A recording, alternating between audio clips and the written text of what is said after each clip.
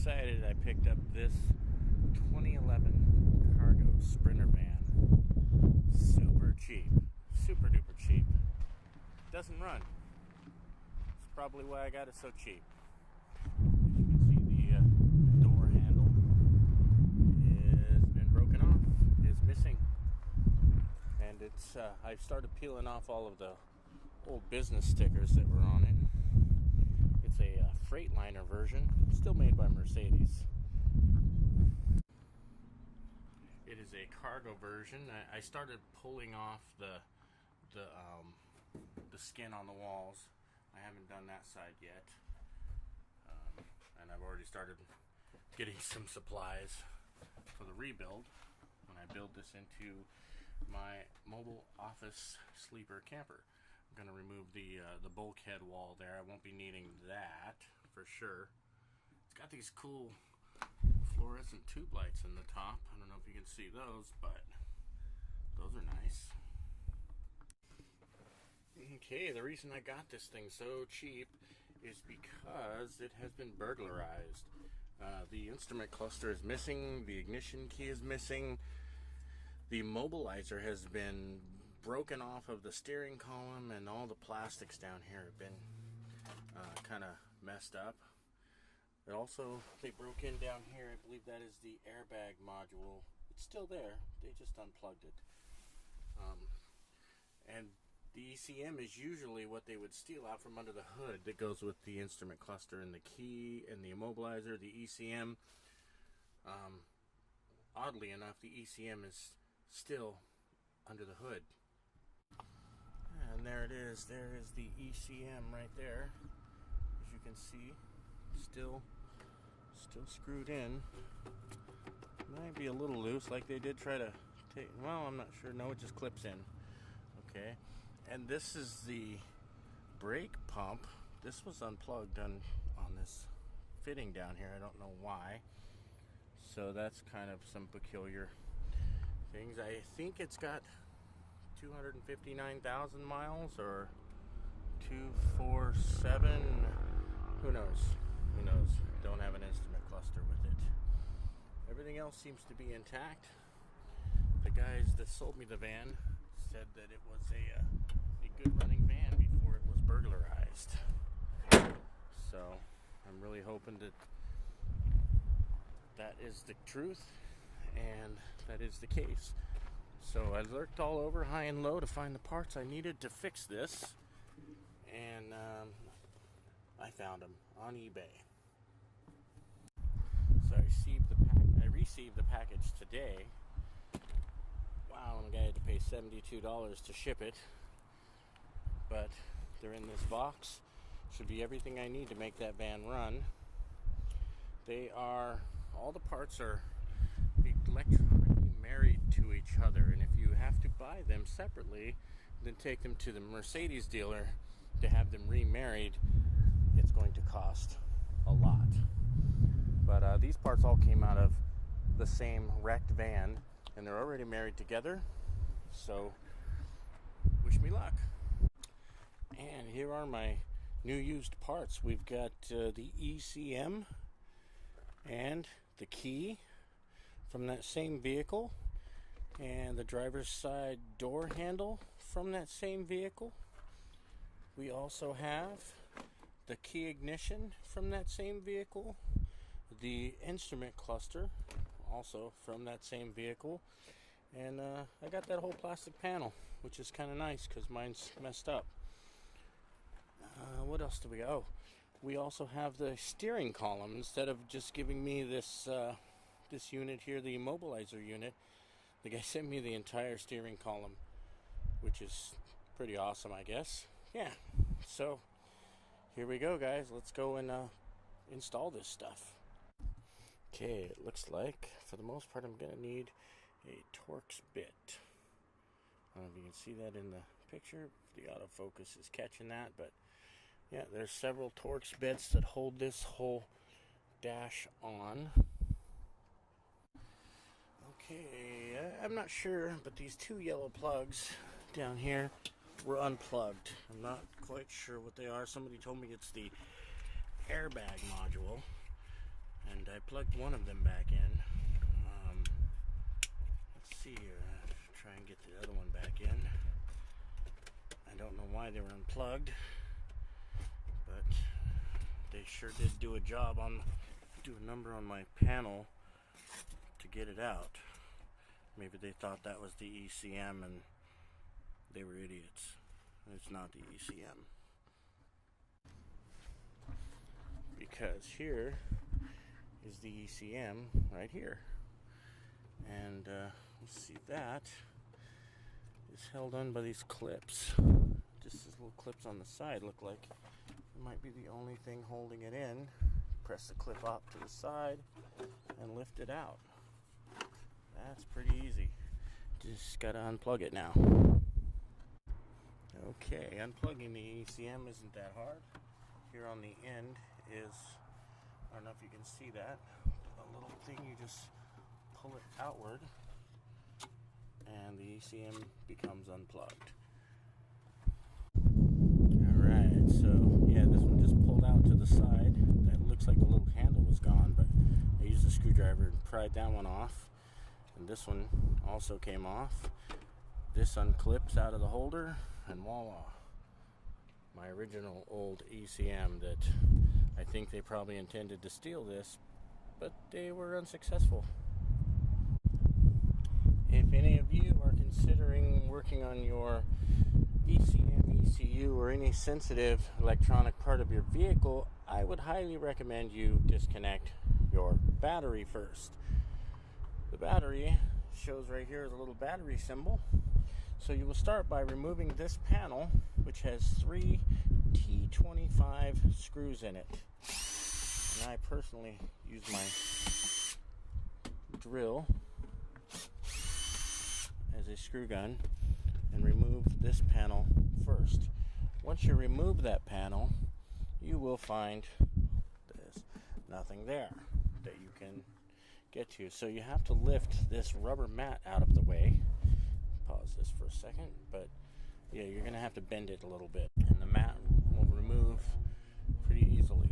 And then the next one we have is, it looks like, I don't know the size on this Torx bit, but there's a big cover here for the battery. We're gonna remove that.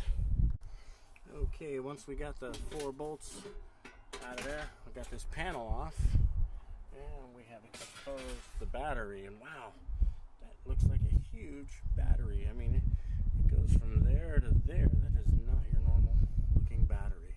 So let's go ahead and disconnect the terminals and lay them aside.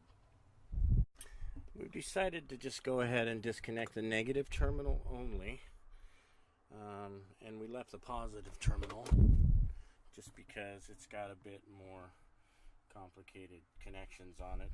Not that we couldn't handle it, but I'm sure the negative connection will be just fine disconnecting that alone. Okay, so we're going to start with our new used ECM, and we're going to put it in. Hopefully we're catching this on video just fine. We're going to set the rear end below the tabs and then push the front down until it clicks, and that's it. It is in there. And then the only thing that remains is to connect the wiring connectors on it. Now I blew these out really well and to make sure there was no debris or anything inside of there, because that could be a real problem if that were to happen. Okay, so let's go ahead and connect the electrical end and then push it on while pressing the end in, and that will secure it on nicely. Same goes for this side. Press it on and then press the end in, and as you can see, they're on there nice. When I got this van, this over here, I believe these are the brake lines because they go to the master cylinder, but this plug was unplugged as well. May have had something to do with people who didn't know what they were doing trying to steal the ECM, was thinking that was it when it was right here in front of their nose. But anyway, let's carry on to the next part of this. Okay, I kind of want to get a dry fit test on this before I go removing the steering column. So I set the new used steering column with the immobilizer on it in the floor here, and I connected a ground cable to it and to the other one to make sure it was grounded, and then go ahead and plug it in to the connector on the immobilizer, just so we can test this out before we go through all the trouble of installing it.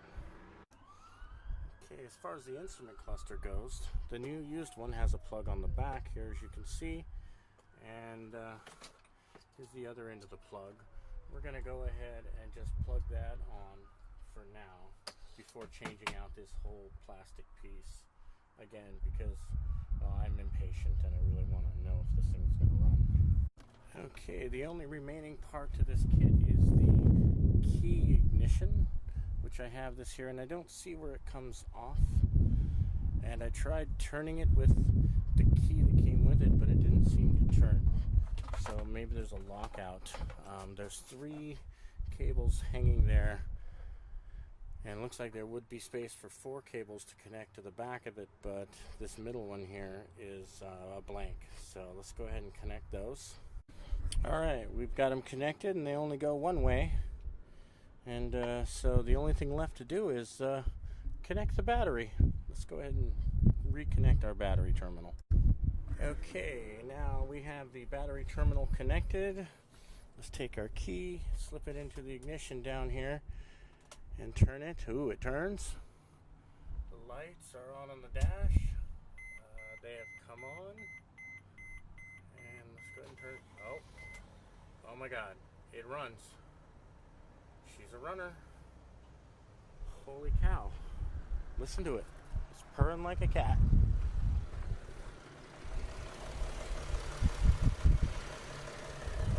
Wow. Score. Sweet deal. Thank you, Jesus. Wow. What an awesome deal. It runs. And kind of ABS, tire, skid rotation. There's a couple of lights on the dash. I'm not sure why. SRS, that's an airbag, right? Lights say they're on. Huh, interesting. Let's go ahead and plug in the rest of this stuff. Well, that's what's left of the immobilizer that was in my Sprinter when I got it. And I went ahead and pulled the new one, or the replacement one I got off eBay, off of the steering column, because I've decided that, well, it's less intimidating for me to drill out the breakaway bolts and remove them and then replace them with a couple of Allen head bolts that I got from the hardware store. That's going to be easier for me than changing the whole steering column. So to do this, you start with a small drill bit and you center it really well into the middle of the breakaway bolt and drill a hole about 1/8 of an inch deep, and then you take a bigger drill bit, a much bigger drill bit, and then you drill using that first hole as a guide, and you drill down a little ways and you'll realize that the whole head pops off, and you will be able to remove what is remaining of those bolts after you pull off the old immobilizer, and then put your new one on using these Allen bolts. So here we go. Alright, so there's our old or broken immobilizer, and here are the breakaway bolts. There's one on this side and one on this side, and we're going to go ahead and drill those out. Alright, you should be able to see that I have drilled what you call maybe a pilot hole in the center of each of these 2 breakaway bolts. And now I've got my bigger drill bit. I'm going to place it in the pilot hole and drill it out. And you definitely want to wear safety glasses for this procedure, because yeah, you don't want to get a metal shaving in your eye. That could make for a really, really bad day. Okay, once you've drilled in far enough that you see the smaller circle inside, you know that should be deep enough. This other one I drilled and it went all the way through the smaller circle, and the outside part just fell off. Here it is. This part just fell off, so leaving only the center. The only one holding it on is going to be this right side, and I'm just going to take a screwdriver and pry it off.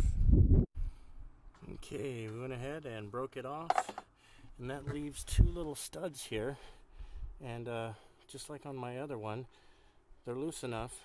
You can just unscrew the remainder of those studs out by hand and discard these little pieces of studs so that you can put your new ones in. Alright, we've got our replacement immobilizer in place. We're going to go ahead and tighten it up with these Allen bolts, and that part, then all we got to do is plug it in. Okay, and there we are. Here's our plug. I'm going to go ahead and plug it in, and that's it. That was much easier than swapping out the entire steering column, if you ask me.